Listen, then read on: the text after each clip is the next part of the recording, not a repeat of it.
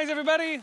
Welcome to Build. I'm your host, Ricky Camilleri, and our next guest is the writer-director of the upcoming beautiful hypnotic film, She's Missing. In the Alexandra McGuinness movie, Lucy Fry plays a desert waitress on the hunt for her missing friend. Let's take a look. Well, I saw Jane 2 weeks ago at the rodeo. Look at me. Do I look like a queen? We may love our country, but we want something better for ourselves. I'm gonna be a rodeo queen this year. I'm gonna win that crown. I think something might have happened to her. Hey, Jane. Give me a call. Worried about you. Jane? She has long brown hair. Jane! Her back door was open. She's not a runaway. No, she's missing. Do you know this woman? You best stop looking for your friend. She's the trouble. Ever see this girl by Sarah? She's still missing. Have you seen Jane? Have you heard from Jane? Where do you think she was going? Some of the guys say up by the mines.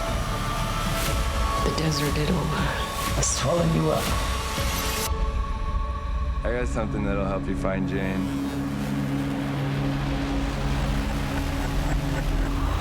You're lost, aren't you? There are two types of people in this world. Those who are lost and powerless, Jane?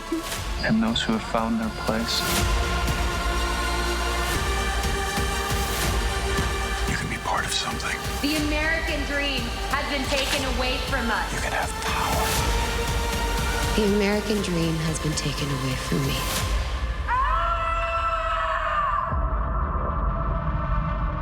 Everybody, please welcome Alexandra McGuinness. Let's hear it. Hey. Hi. Thank you so much for being here. Thank you for having me. Congratulations on She's Missing, a beautiful film. My first question is, it always takes a lot of guts to make a movie, and I think it also takes an incredible amount of bravery and guts to make something that goes against the grain or goes against things that you are told a movie has to be, a narrative has to be. And one of the ways in which you do that is you are very... I think not addicted is the wrong word, but I think you very much stick to show, don't tell as much as possible in this movie, and that goes with symbols as well as with narrative momentum. How did you develop that sensibility, and what is it like making sure that that comes across while you're writing the script and while you're shooting it? Because so often we are taught very differently that, you know, you have to tell the audience what's happening consistently. Yeah, I mean, I think that it's part of how I work, how I write. But hopefully, you know, the film works in a structural way as well, so that the symbols can, you know, oftentimes in the script, you'll have a line that is there, and then you'll get rid of it later in the edit if you can use a visual instead of it, or sometimes, you know, then you'll have an audience watch and they'll go, oh, I don't really know what was happening there, and you can kind of maybe... Oh, do you find that your scripts are much more literal than the actual edited film? Not literal, but literary, I think maybe? there's, you know, like there's a lot that was in the script that didn't make it to the film, I suppose, in a way, and we just kind of like chiseled away at it until we got, you know, it doesn't run long. It's like it's just over an hour and a half, and so it's kind of it's economic, but also there's, you know, there are scenes where you spend a bit of time with the landscape, or you have a character that's not talking so much, or that kind of thing. So, I mean, I appreciate an opaque story. That doesn't mean that the story isn't there, and I don't mean that it doesn't work structurally. Excuse me, but I think it takes a lot of courage to make something that is even slightly opaque in this narrative landscape, when everything is very direct and very literal. All the time. At least most independent films are. Yeah, I feel that there's a lot of pressure to do that because, you know, when your movie is being reviewed, or when, you know, when it's being seen online and kind of streaming wise, people want to be able to tell what it is like right away, and you know, and there is pressure to do that. But with this movie, it's not just a thriller, it's not just a mystery, it's about these girls' friendship, and it's also, you know, it has like even slight sci-fi elements to it, and it's fun to be able to kind of straddle the genres and and that kind of thing. What made you want to tell a story in this world, in the American West or the American heartland, if you will? How would you I mean, it's set in like a made-up town. Yeah. We shot in New Mexico. Okay. The West. Yeah.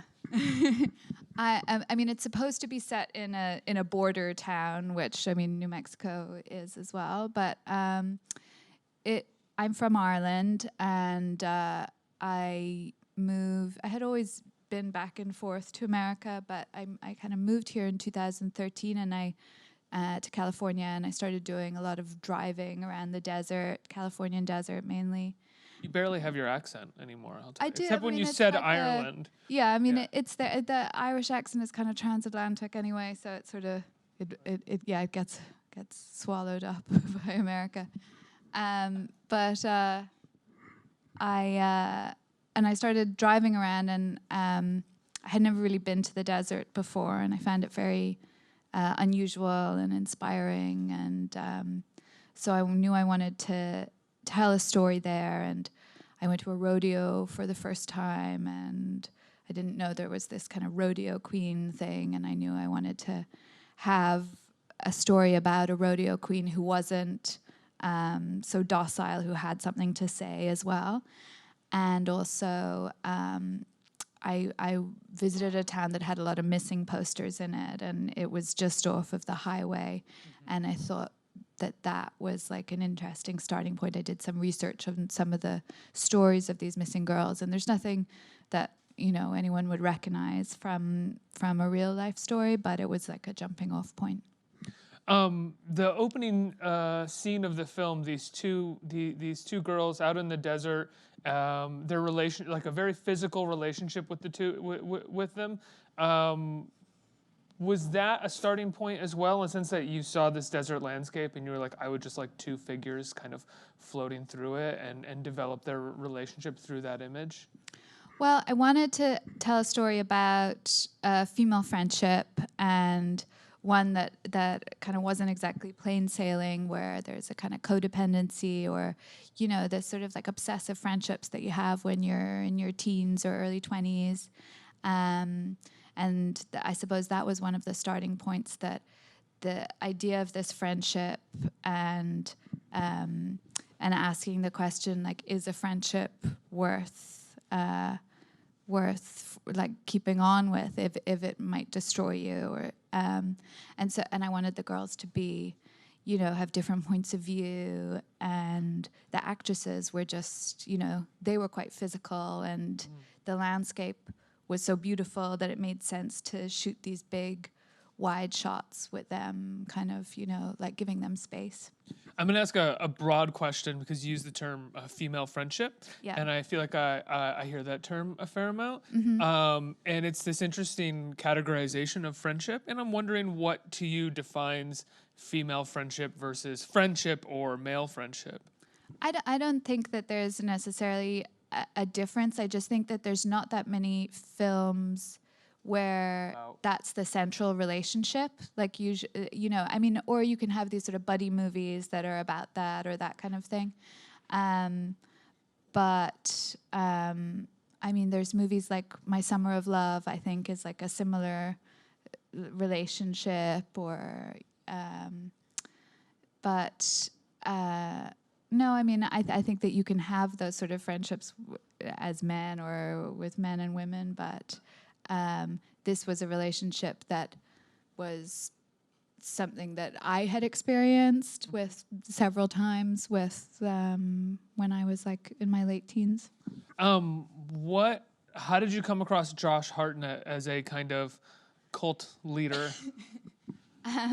Well, yeah, I mean, one of the producers had worked with Josh on Penny Dreadful in Ireland, and we were trying to find someone to play this part. Initially, it was written a lot older.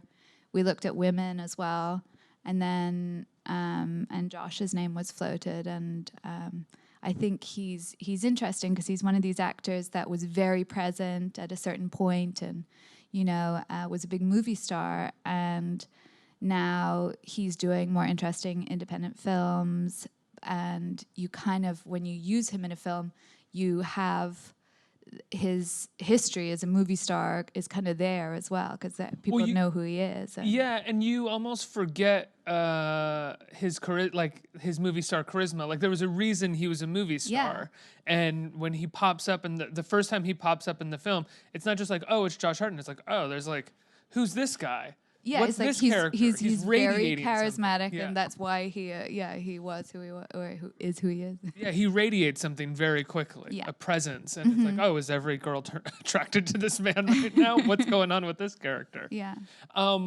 When I read that you received a grant from the Irish Film Fund to make the film. What was it like approaching them with an American story? I know you're an Irish filmmaker, but this is a uniquely American story.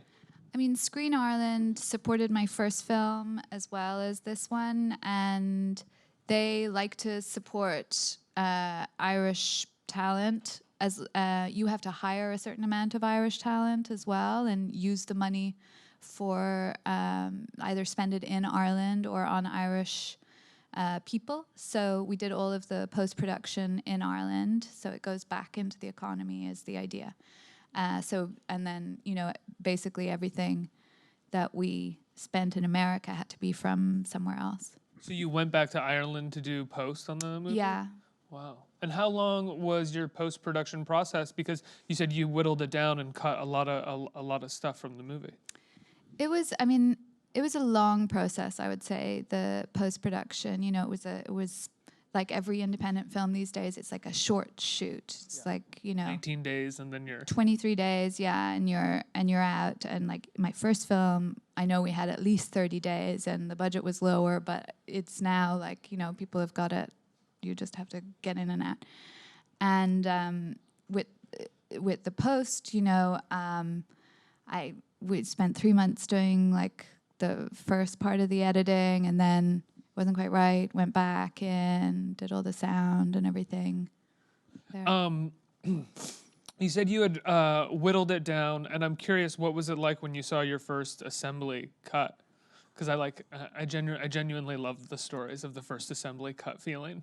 It's always terrible, seeing your first assembly. I think that... Did you know right away that a lot had to be cut or what had to be cut? Or did it take time for you to sort of wrap your head around what the film could be? Because part of what's so horrible about the assembly is that it's everything that you put into making this movie, and you're seeing that your vision as it was does not work, and you have to figure out what the new vision is that the film requires. Yeah, I mean, I think I remember seeing an interview with Sofia Coppola where she said her dad said that it's never as bad as your first assembly, and it's never as good as your first rushes screening that you look at. So it's somewhere in between the film that you end up with. Yeah.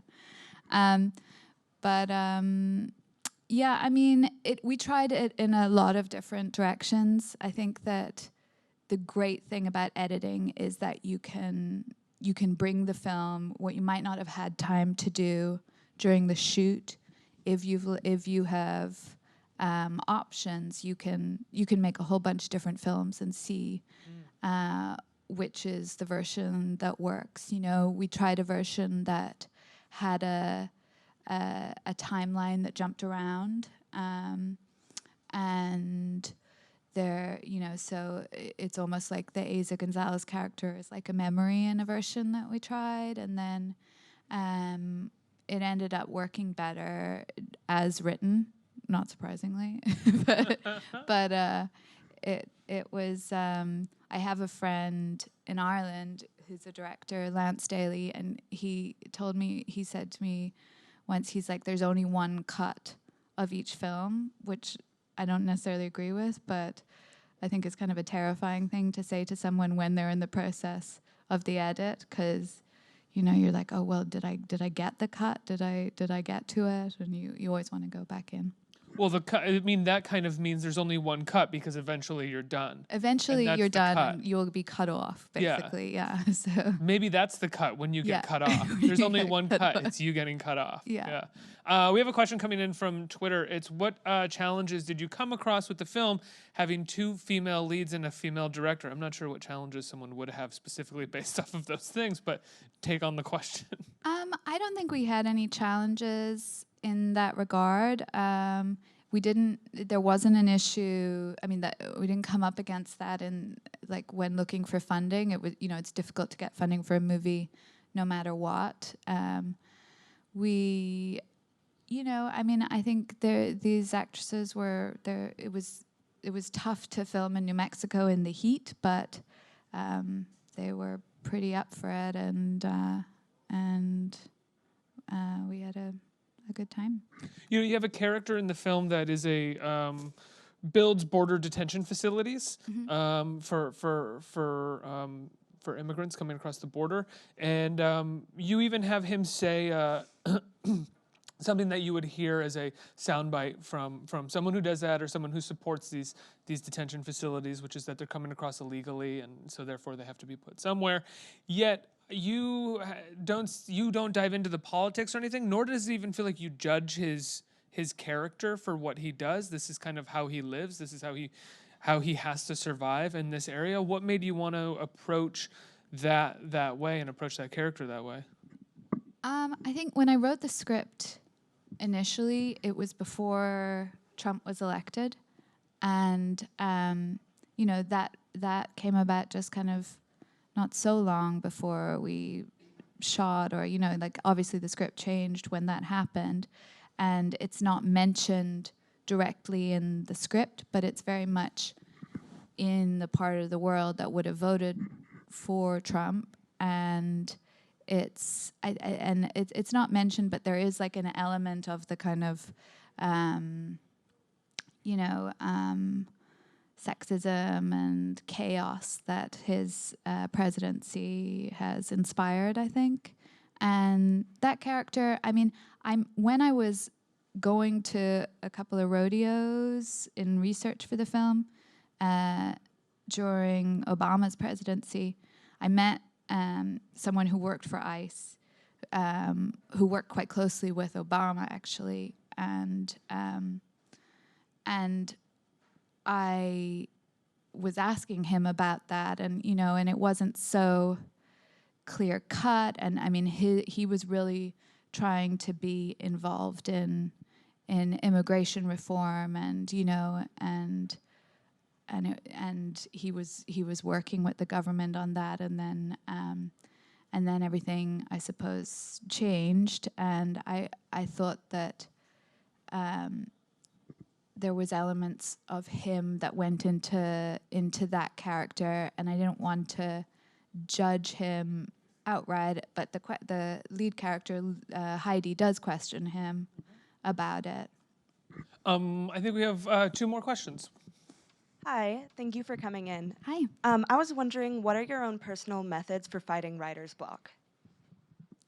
I feel like I used to procrastinate a lot more, and now I have a 6-month-old baby, and I find like every hour that I have free, I now can write or put to use. So I suppose almost like setting yourself deadlines or things, but sometimes things just take time, and maybe you need to search online for a bit before you get to the writing process. But often I go to a library, and if you're in a place where you can't really do anything but write, then that sometimes helps. Do you watch movies or read scripts or read books or anything to help inspire yourself when you're working on a specific project, or do you try to put any kind of thing like that out of your mind and sort of let the soul thing dictate itself to you? No, I definitely watch a lot of movies and read a lot of books when I'm in the writing process. I think, when I was writing this film, I found probably a lot of the films that I was watching, I watched a lot of films made by Europeans about America, Zabriskie Point and Paris, Texas, and all those kind of films. And often I would just kind of have films on in the background while I'm writing, maybe even just on silently. Did you watch Wanda? I felt like, have you ever seen Wanda? Yeah. I I like didn't, a little bit of Wanda in but this movie. not for this, but I have seen it, and I can see. One more. Hi. Sorry. Thanks so much for coming to talk to us today. I've got a question from our online website build series, and that's what's the best piece of directing advice that you've gotten either from female filmmakers or other filmmakers generally? Let me think. I think that before I worked as a director, I made EPKs on other people's films, or I would make the behind-the-scenes films. And maybe it wasn't so much a piece of advice, but I found that to be like even more useful than film school. It was really invaluable to watch all these different directors and to be able to be there with a camera, so you have a job, and to be able to kind of to watch what was going on. And I think it's useful to find a mentor of some kind, and anybody who you're interested in and who you ask will say yes, because people like want to do that as well, and I think that's a good idea. How often did you find when you were making EPKs that, like, before the camera started rolling, they were saying how they really felt about the director, and then the camera started rolling, and they would be like, "He's great. He lets us block our own scenes. Really lets us improvise a lot." Yeah, I mean, you'd see a lot of that. And also, because when you're doing EPKs, you have to get the actors, you have to they don't want to go and do an interview with you in front of a thing and on their break. So you'd have to get them. And there's actors who I run into these days, and I was like, you were horrible to me when I was 22 and trying to get you to do an interview with me. She's Missing is a beautiful film. How can people see it? When can they see it? It comes in theaters and streaming on Friday. It's on in 10 theaters across the country, in New York at the Kent Theater, in LA at the Laemmle Glendale. And then it's on Amazon, all of the streaming, kind of Apple, everywhere. Amazing. Everybody give Alexandra McGuinness a huge round of applause. Let's hear it.